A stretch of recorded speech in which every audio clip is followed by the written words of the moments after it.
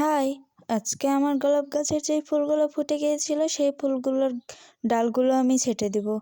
প্রথমেই আমি যেখানে যেখানে ফুল ফুটেছিল সেই ফুলগুলোকে কেটে দিলাম। এই মরা ফুলগুলো কেটে দেওয়ার ফলে নতুন নতুন আরও কুশি গজাবে, তাই আমি মরা ফুলগুলো কেটে দিচ্ছি। আমি একে একে সব ফুলগুলো কেটে দিচ্ছি। তারপরে এর উপরে কোনো ফাঙ্গিসাইড বা হলুদের গুঁড়া থাকলে হলুদের গুঁড়াগুলো তোমরা দিয়ে নেবে।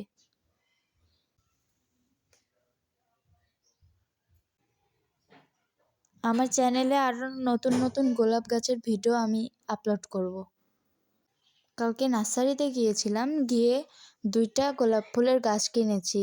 সেই ভিডিওগুলো যদি তোমরা দেখতে চাও তাড়াতাড়ি কমেন্ট করো।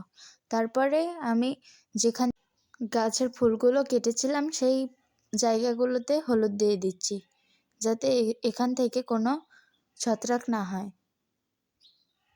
আমি সবগুলোতে হলুদের গুঁড়া দিয়ে দিচ্ছি। আমার চ্যানেলে তোমরা কেমন ভিডিও দেখতে চাও তা তোমরা কমেন্ট করো, আমি সেরকম ভিডিও দেওয়ার চেষ্টা করব। এবং লাইক সাবস্ক্রাইব করে আমার চ্যানেলের পাশেই থাকো।